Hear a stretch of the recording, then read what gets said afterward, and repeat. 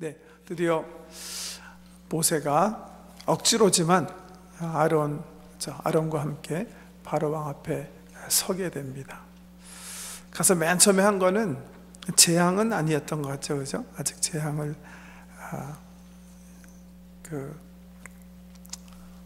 일으킨 건 아니고, 처음에 가서 우리 하나님 말씀대로 바로가 뭐라 그러나 보니까 바로가 뭐라 그럴 것 같아요?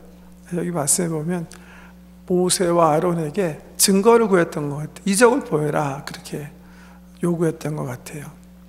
그래서 바로의 요구대로 모세와 아론이 이적을 행합니다. 그 이적은 출애굽기 4장에 우리 하나님께서 모세에게 나타나셔서 이스라엘 백성에게 보내면서, 야, 내가 가서 이스라엘 백성을 구원해라. 하나님, 이스라엘 백성이 하나님께서 나에게 그러셨다고 어떻게 그 사람 내가 믿겠습니까? 그러실 때 하나님께서 그렇게 말씀하셨죠. 네 지팡이, 그 지팡이 땅에 던져봐라. 그러면 그 기적을 믿을 것이다. 던졌더니 정말 뱀이 됐어요. 그 비슷한 기적을 하나님께서 하도록 그렇게 하시는 거예요. 명령하신 거예요. 그래서 바로가 어떤 증거를 구할 때 모세와 아론이 역시 손에 쥔 이 성내전적인 어떤 그런 능력이 있는 지팡이를 이 땅에 던집니다. 땅에 던졌더니 성경 말씀대로 그 지팡이가 뭐가 돼요? 뱀이 돼요. 예. 그런데 그것을 보고 애굽 왕 바로가요, 자기 술사들을 부르는 거예요. 마술사를 부르는 거예요. 그래가지고서 너희도 해봐라. 그랬더니 이 마술사들이 어떻게 그 지팡이로 뱀을 만들었는지 모르겠는데 똑같이 지팡이를 던져가지고서는 뱀을 출현시켰다는 거예요. 그런데 마술사들이 지팡이 가지고 뱀을 만들자마자 놀라운 일이 일어났죠. 어떤 일이 일어나요? 하나님의 지팡이에서 나온 뱀이요, 술사들이 만든 그 뱀들을 그냥 다 잡아먹어버리게 됩니다. 근데 그것을 보면서 바로가 사실은 마음에 동요하지 않는 거예요. 그걸 보고, 야, 정말 모세를 보낸 그 분을 내가 섬겨야 되겠구나. 여호와라는 사람이 정말 하나님이구나. 정말 창조주시구나. 이렇게 섬겼으면 좋은데 그러지 않고 마음을 더 강팍하게 했다 그랬어요. 왜 강팍하게 했을까? 네, 본문 말씀에 나오지 않는데 그 바로가 그 마음을 이렇게 아주 강팍하게 할 만한 어떤 성경적인 그 증거가 에스겔서에 등장해요. 한번 살펴볼까요? 에스겔서 29장 말씀 한번 가보세요. 에스겔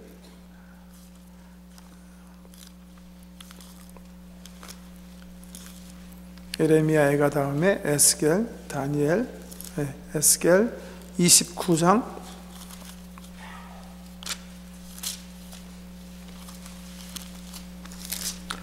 3절.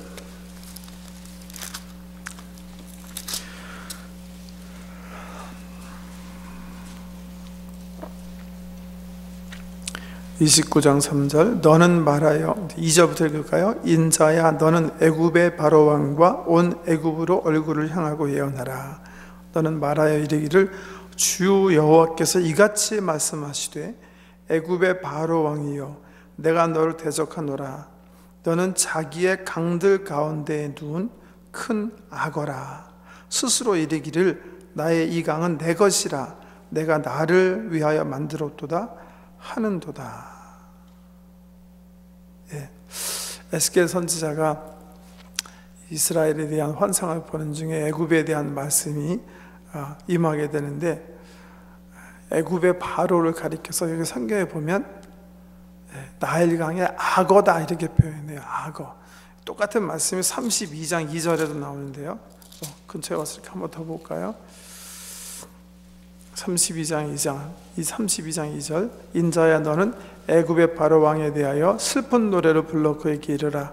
너를 여러 나라에서 사자로 생각하였더니 실상은 바닷 가운데 큰 악어라. 강에서 튀어 일어나 발로 물을 휘저 그 강을 더럽혔도다. 이렇게 이집트의 왕을 그 나일강의 악어로 이렇게 표현하는데, 그런데 다시 본문으로 오시면요, 출애굽기 7장에 여기 모세가 지팡이를 던졌잖아요. 근데 여기 보면 그 지팡이가 뱀이 되었다 그랬는데, 이 뱀이란 단어를 히브리 원어에 살펴보면 4장에 하나님께서 막 자기 애굽으로 돌아가기 싫어하는 모세에게 오케이, 내가 너에게 사인하게 하겠다, 지팡이를 땅에 던져라. 뱀 변했잖아요. 그 뱀은 그냥 보통 뱀이라면, 여기 7장에 나오는 여기 뱀이라는 단어는 탄인이라는 단어예요. 그러니까 괴물이라는 단어로 번역할 수 있고, 혹은 악어로 번역할 수 있는 그런 단어라는 거예요. 모세가 지팡이를 던졌을 때 예쁜 뱀, 예쁜 뱀이라는 게 이상하지만 보통 뱀이 아니라 괴물 같은 그런 큰 나일강의 악어처럼 이렇게 변했다. 그 악어가 애굽의 술사들이 만든 그 괴물들을 잡아먹는 그런 장면이에요. 이거는 그렇기 때문에 어떤 상징적인 의미에서는 그 바로의 어떤 운명을 얘기하는, 바로를 상징하는 이 나일강의 악어로 상징되는 그 바로의 멸망을 그런 의미하는 그런 이적이다, 그렇게 볼 수가 있다는 거죠. 특별히 나일강의 악어로 상징되는 그 바로가요, 자기 앞에서 펼쳐지는 그 역사를 보면서 많이 자존심 상해하면서 마음을 강팍하게 하고 그까진가 하는 그런 마음으로 이 이적을 보고도 마음을 돌이켜 여호와 하나님을 섬기지 않게 됐다, 혹은 모세가 요구하는 대로 이스라엘 백성을 내보내지 않게 되는 그런 일을 벌립니다. 결국 처음에는 사인을 주셨는데, 그 사인을 통해서 여호와 하나님을 믿지 않았기 때문에 애굽 왕과 애굽 사람들에게 이제 재앙이 시작되는 거예요. 그래서 7장 14절 이하에 보면 첫 번째 재앙이 그들에게 임하게 되는데, 한번 14절 말씀 보세요. 7장 14절 말씀부터 25절까지 읽어드리겠습니다. 여호와께서 모세에게 이르시되 바로의 마음이 완강하여 백성 보내기를 거절하는도다. 아침에 너는 바로에게로 가라. 보라, 그가 물 있는 곳으로 나오리니 너는 나일 강가에 서서 그를 맞으며 그 뱀 되었던 지팡이를 손에 잡고 그에게 이르기를 히브리 사람의 하나님 여호와께서 나를 왕에게 보내어 이르시되 내 백성을 보내라. 그러면 그들이 광야에서 나를 섬길 것이니라 하였으나 이제까지 내가 듣지 아니하는도다. 여호와가 이같이 이르노니 내가 이로 말미암아 나를 여호와인 줄 알리라. 볼지어다 내가 내 손에 지팡이로 나일강을 치면 그것이 피로 변하고 나일강의 고기가 죽고 그 물에서는 악취가 나리니 애굽 사람들이 그 강 물 마시기를 싫어하리라 하라. 여호와께서 또 모세에게 이르시되 아론에게 명령하기를 내 지팡이를 잡고 내 팔을 애굽의 물들과 강들과 운하와 못과 모든 호수 위에 내밀라 하라. 그것들이 피가 되리니 애굽 온 땅과 나무 그릇과 돌 그릇 안에 모두 피가 있으리라. 모세와 아론이 여호와께 명령하신 대로 행하여 바로와 그의 신하의 목전에서 지팡이를 들어 나일강을 치니 그 물이 다 피로 변하고 나일강의 고기가 죽고 그 물에서는 악취가 나니 애굽 사람들이 나일강 물을 마시지 못하며 애굽 온 땅에는 피가 있으나 애굽 요술사들도 자기들의 요술로 그와 같이 행함으로 바로의 마음이 완악하여 그들의 말을 듣지 아니하니 여호와의 말씀과 같더라. 바로가 돌이켜 궁으로 들어가고 그 일에 관심을 가지지도 아니하였고 애굽 사람들은 나일강 물을 마실 수 없으므로 나일 강가를 두루 파서 마실 물을 구하였더라. 여호와께서 나일강을 치신 후에 이래가 지나니라. 첫 번째 재앙입니다. 나일강의 물, 그리고 애굽에 있는 물들로 하여금 피로 변하게 하는 그런 끔찍한 이 일 때문에 드디어 어떤 일이 벌어져요? 이 애굽 사람들 속에 죽음이 찾아오기 시작하는 거예요. 직접 하나님께서 사람을 아직 치시진 않으세요. 그렇죠? 뭘 치세요? 사람들이 의존할 수밖에 없는 자연 환경을 치세요. 마치 언제처럼. 계시록에 보면요, 우리 하나님께서 마지막 심판하실 때도 마찬가지예요. 7번 대접재앙을 통해서 7년에 걸쳐서 큰 환란이 임하게 되는데, 처음 4개의 환란은요 직접 사람에게 피해가 가는 그런 게 아니에요. 자연재해, 자연 환경에 하나님께서 재앙을 내리세요. 그 재앙을 통해서, 간접 재앙을 통해서 사람들이 피해를 받는 거죠. 여기도 마찬가지죠. 바로가 마음을 굳게 하고 강팍하게 하고 하나님께서 보낸 종의 말과 그 사인들의 권위를 인정하지 않게 될 때, 하나님께서 드디어 이 바로가 의존하는, 특별히 애굽 사람들이 가장 의존하는 나일강, 이집트 문화는 이 나일강 유역에 펼쳐진 문화라고 그랬죠. 옛날에 고대 문명이 다 그랬던 것처럼 황하 문명도 그렇고 인도 문명도 그렇고 메소포타미아 문명도 그렇고 다 이 물줄기 따라서 이 문명이 형성되지 않았습니까? 이집트 문화가 다른 어떤 문화보다도 고아하고 많이 발달한 이유가 나일강 유역에 아주 비옥한 땅 때문에 그렇거든요. 특별히 하수, 지중해로 나가기 전에 물줄기가 여러 갈래로 갈라지면서 그 주변의 토양을 엄청나게 비옥하게 만들었어요. 그래서 이집트 사람들은 다른 어떤 사람들보다도 이 농경 문화에 익숙한 사람들이었어요.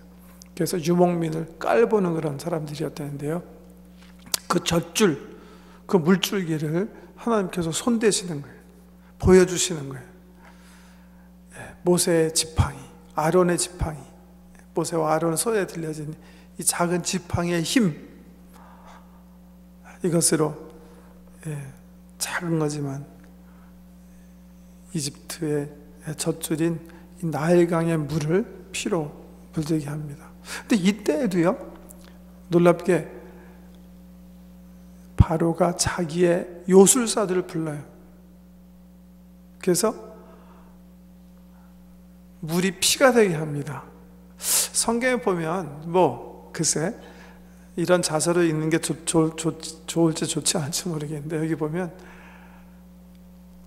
이미 모세가요, 하나님께서 지어준 지팡이로 나일강의 물을 피로 변화시켰거든요. 그런데 그 다음에 성경에 보면 요술사들도 그와 같이 하매, 그렇게 말씀하셨어요. 둘 중에 하나일 거예요.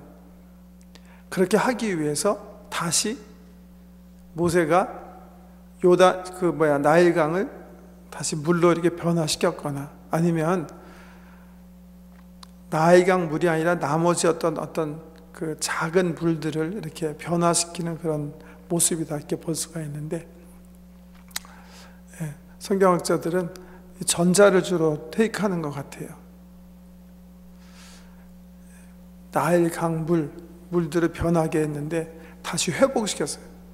그러니까는 술사들로 하여금 다시 한번 회복이 했다는 거죠. 그래서 다시 물이 피로 변하게 했는데, 여기서 여기 우리가 좀 주목해서 봐야 되는 것은, 그 물을 피로 되게 해서 피로 인해서 애굽의 재앙이 찾아왔으면, 사실은 술사들이 해야 할 일들은 뭐죠?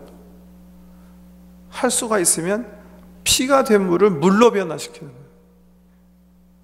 나중에 재앙에서도 보겠지만 이 술사들이 하는 일들은 뭐예요? 케이스를 월싸게 만드는 거예요. 물을 피가 되게 하는 건 하는 거예요. 개구리가 더 많이, 이제 두 번째 재앙에서 보면 개구리가 더 많이 생기게 하는 거는 하는 거예요. 그런데 뭘 못하는 거예요? 뒤집어 주지를 못하는 거예요. 사실 능력이 있으면 하나님께서 펼치신 재앙을 거꾸로 회복시켜서 백성들로 하여금 잘 살게 해야 되는데, 그게 아니라 재앙을 더 가중시키는 일들을 하고 있다는 거죠. 나일강 물이 피가 되는 그런 재앙이 임하게 되는데, 바로가 오히려 마음을 강팍하게 하고 그 일에 관심도 두지 않고 하나님의 백성을 내어주지 않으려고 합니다. 그때 두 번째 재앙이 임하게 되는데, 8장 보십시오. 8장 1절에 보면, 여호와께서 모세에게 이르시되 너는 바로에게 가서 그에게 이르기를 여호와의 말씀에 내 백성을 보내라. 그들이 나를 섬길 것이니라. 내가 만일 보내기를 거절하면 내가 개구리로 너의 온 땅을 치리라. 개구리가 나일강에서 무수히 생기고 올라와서 내 궁과 내 심실과 내 침상 위와 내 신하의 집과 내 백성과 내 화덕과 내 떡반죽 그릇에 들어갈 것이며 개구리가 너와 내 백성과 내 모든 신하에게 기어오리라 하셨다 하라. 여호와께서 모세에게 이르시되 아론에게 명령하기를 내 지팡이를 잡고 내 팔을 강들과 운하들과 못 위에 펴서 개구리들이 애굽 땅에 올라오게 하라 할지니라. 아론의 애굽 물들 위에 그의 손을 내밀매 개구리가 올라와서 애굽 땅에 덮이니 요술사들도 자기 요술대로 그와 같이 행하여 개구리가 애굽 땅에 올라오게 하였더라. 바로가 모세와 아론을 불러 이르되 여호와께서 구하여 나와 내 백성에게서 개구리를 떠나게 하라. 내가 이 백성을 보내리니 그들이 여호와께 제사를 드릴 것이니라.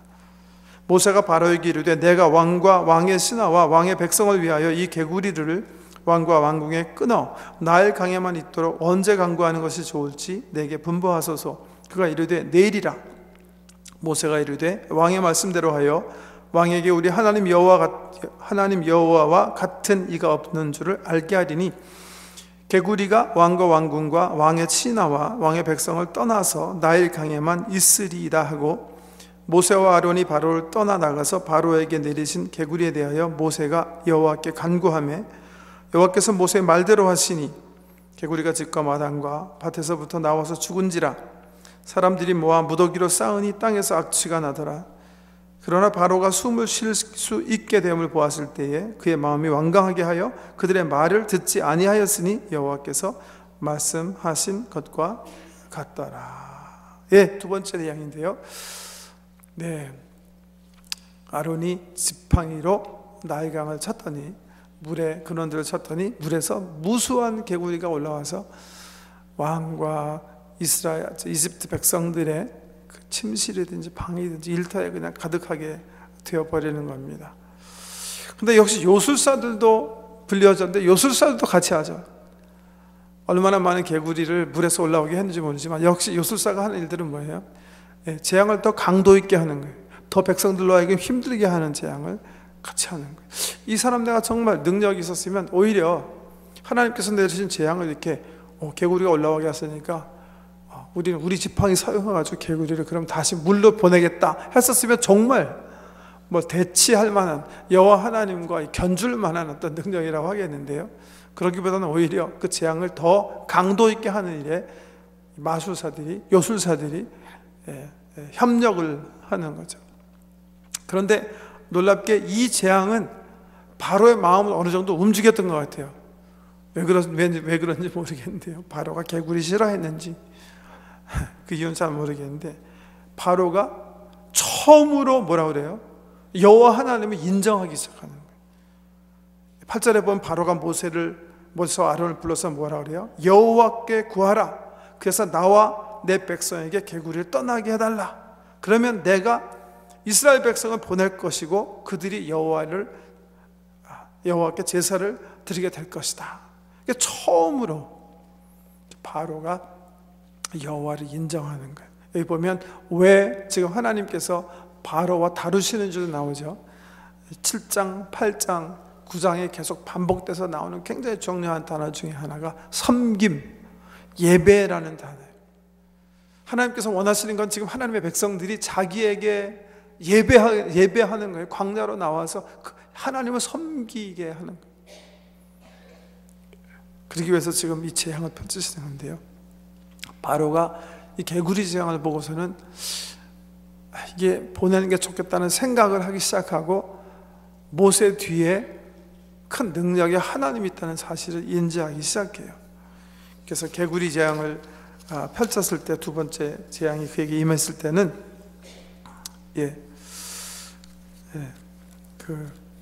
그런 말로 이제 바로를 달래는 거예요. 모세에게 이제 얘기하는 거예요. 이 재앙을 개구리를 떠나게 해주면 내가 너로 하여금 너희 백성을 데리고 광야로 가서 너희 백성으로 하여금 여호와 하나님을 섬기게 하겠다. 그런데 그 말 하자마자 모세가 각본에도 없던 말을 하는 것 같아요. 그냥 자기 생각을 얘기한 것 같아요. 바로에게 뭐라 그럽니까? 당신이 개구리가 없어지기를 떠나가게 하기를 원하는데 그러면 언제 해주길 원합니까? 그렇게 물어요, 모세가. 그랬더니 바로는 또 뭐라고 그러냐면 지금 당장 그러지 않고 내일 그렇게 얘기하는 거예요. 그러니까 모세가 오케이, 그러면 내가 내일 기도해서, 아니 하나님께 구해서 내일 개구리가 떠나게 해주겠다, 그렇게 하고 나오는 거예요. 근데 재밌는 게 우리 여호와 하나님께서요, 그 모세의 말대로 또 해주시는 거예요. 모세가 기도한 그대로. 모세가 굉장히 자기 나름대로는 그렇게 해야지 뭔가 하나님께서, 아니 이 바로가 여호와 하나님부터 인정할 거라고 생각했던 모양이죠. 시간을 정해놓은 거죠. 모세가 중요하다고 생각한 그 내용 그대로 여호와 하나님께서 모세와 함께 동역하시면서 그대로 그 다음날 기도한 그대로 그 말이 땅에 떨어지지 않게, 당신의 종의 입에서 나온 그 말이 우수히 여김을 받지 않게 그대로 임하도록 함께 동역해 주시는 그 은혜로 함께 해주세요. 그래서 그 다음날 개구리가 밖에 나가서 다 죽어버려요. 그 개구리를 모았는데 그냥 산더미 같이 쌓였더라. 그래서 막 악취가 나고 말이죠. 그 때문에 뭐 우리가 상식적으로 생각하면 어린 아이들이나 또 짐승들이 이 개구리 때문에 얼마나 많이 죽었겠습니까? 그런 아픔이 애굽 땅에 찾아오는 거예요. 그런데 놀라운 것은 이 바로 왕이 자기가 약속한 대로 개구리를 떠나게 그 다음날 했었으면 당연히 이스라엘 백성도 내어줘야 되는데 어떻게 합니까? 다시 마음을 강팍하게 해요. 개구리가 다 왕실에서 빠져나오고 사람들의 방에서 빠져나가서 길거리에서 죽은 것을 본다면 마음을 독하게 먹고 어떻게 해요? 약속을 지키지 않습니다. 그 결과가 그 다음 재앙에 나타나는 거예요. 그 전까지는 재앙을 하기 전에 모세와 아론이 바로에게 찾아가서 워닝을 해요. 이런 일이 일어날 것입니다. 왕이 계속해서 마음을 강하게 하실 것입니까? 하나님께서 그럼 이런 일을 하실 것입니다, 이렇게 경고를 하는데요. 세 번째 재앙은 경고가 없어요. 어떻게 해요? 그냥 여호와께서 모세에게 그냥 말씀하세요. 내 지팡이를 들어서 땅을 쳐라. 그랬더니 땅의 티끌이 다 어떻게 돼요? 다 이가 되는 거예요. 그래서 이 세 번째 재앙은 두 번째 재앙을 통한 하나님의 공고를 무시하고 더군다나 약속을 지키지 않는 이 애굽에 대한 더 강한 응징이다, 그렇게 볼 수가 있는 거죠. 아무 경고 없이 하나님께서 모세와 아론으로 하여금 지팡이를 가지고 땅을 치게 하시는데, 여기 보면 뭐라고 그랬어요? 자, 이제 16절 말씀 보세요. 16절에서 19절이 우리 마지막 본문 내용인데, 8장 16절. 여호와께서 모세에게 이르시되 아론에게 명하기를 내 지팡이를 들어 땅에 티끌을 치라 하라. 그것이 애굽 온 땅에서 이가 되리라. 그들이 그대로 행할세. 아론이 지팡이를 잡고 손을 들어 땅에 티끌을 치매, 여기 보면 애굽 온 땅에 티끌이 다 이가 되어 사람과 가축에게 오르니 요술사들도 자기 요술로 그같이 행하여 이를 생기게 하려 하였으나 못하였고 이가 사람과 가축에게 생긴지라. 요술사가 바로에게 말하되 이는 하나님의 권능이니이다 하였으나 바로의 마음이 완악하게 되어 그들의 말을 듣지 아니하였으니 여호와의 말씀과 같더라. 여기 보면 중요한 단어가 17절에 애굽 온 땅의 티끌이 다 이가 됐다.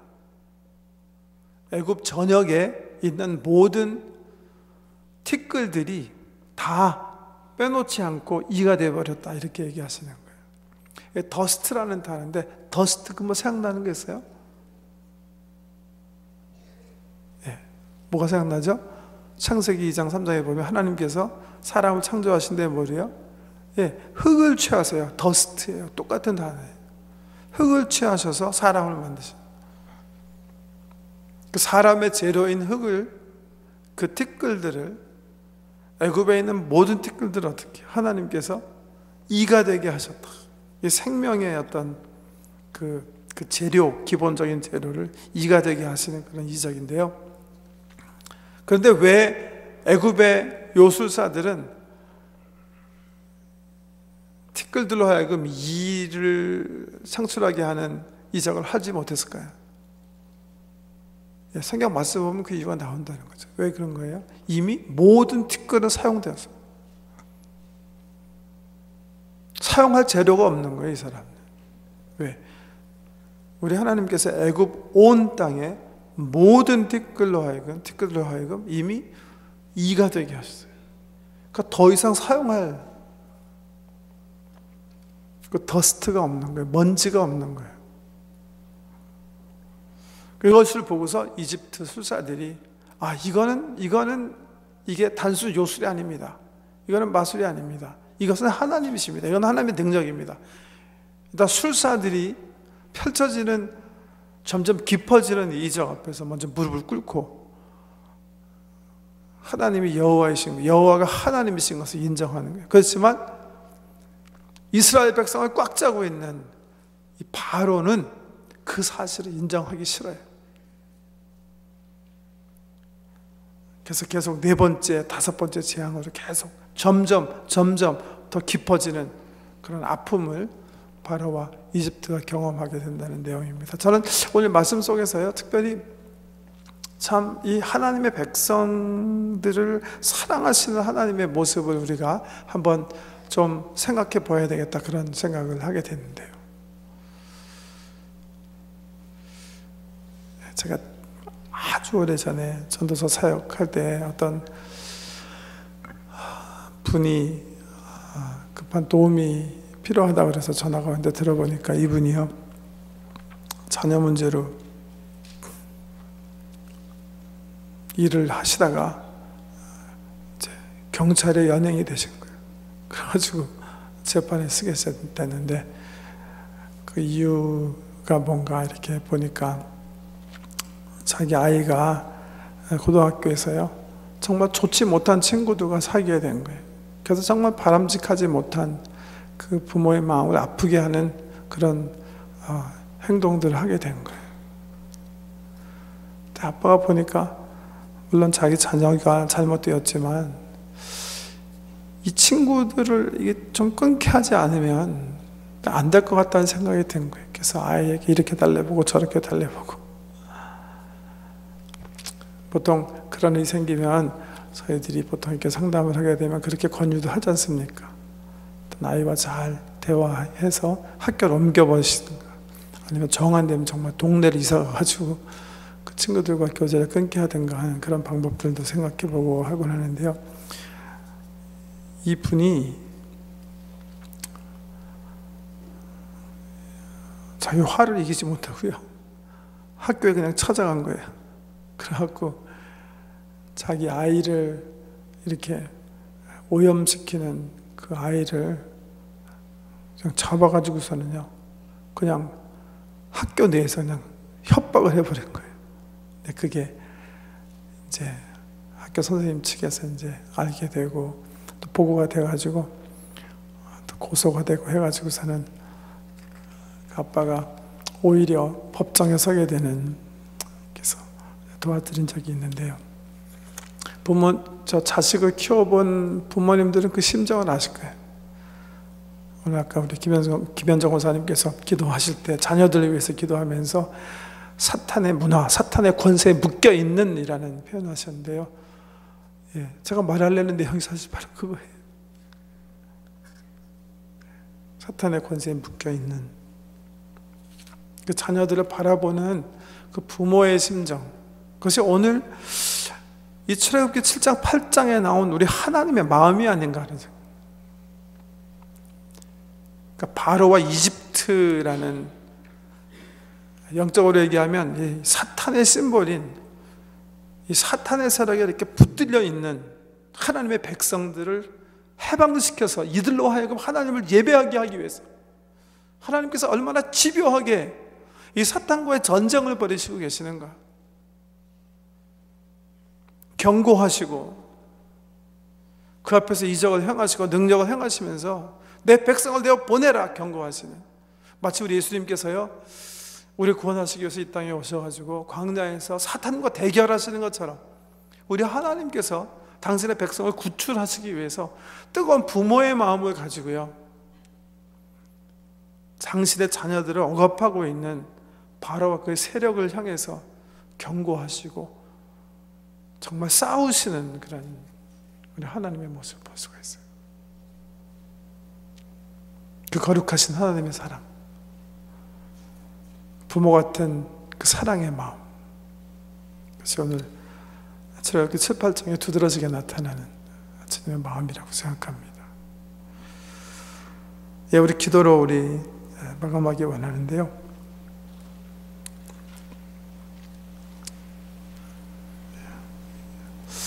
한번 우리 삶 속에서 하나님께서 나를 위해서 어떻게 싸우셨나, 나를 하나님의 자녀로 삼기 위해서 어떤 전쟁을 치르셨나도 한번 좀 생각해 보시는 시간이 됐으면 좋겠고요. 물론 궁극적인 전쟁은 하나님께서 그의 아들 예수 그리스도를 통해서 그를 십자가에 내어주심으로 치러주셨는데, 그 구원의 은총을 통해서 나를 하나님의 자녀로 삼기 위해서 하나님께서 지금 바로나 이집트와 치르는 전쟁처럼 치르고 계시는 전쟁이 있습니다. 영적 전쟁이에요.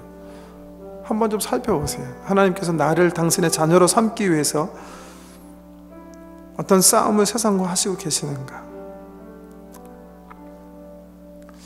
또 우리 자녀들을 좀 축복하고 기도하기 원하는데, 우리 자녀들을 이렇게 붙잡고 있는 이 사탄의 세력들이 있습니다. 이 세상 문화가 있어요. 바로 같은, 이집트 같은 물질 만능주의, 쾌락, 이런 것들이 있거든요. 그 사탄의 뿌리들과 우리가 정말 그리스도의 이름으로 전쟁을 선포하고 모세처럼 하나님의 대사로 정말 싸우는, 그러나 우리의 힘으로는 싸울 수 없거든요. 전쟁은 하나님께서 한 거니까 주님의 능력 의지해서, 하늘과 땅의 권세를 주시는 예수 그리스도의 권능 의지해서 기도로 전쟁하고 찬양으로 선포하고 그리스도의 보혈의 이 복음으로 전도하면서 하나님의 이 바로 같은 애굽, 이 세상 문화를 그 뿌리서부터 이렇게 좀 해결해 나가는 그런 결단한 시간 되었으면 좋겠습니다. 우리 통성으로 기도하겠습니다. 두 가지 제목 가지고.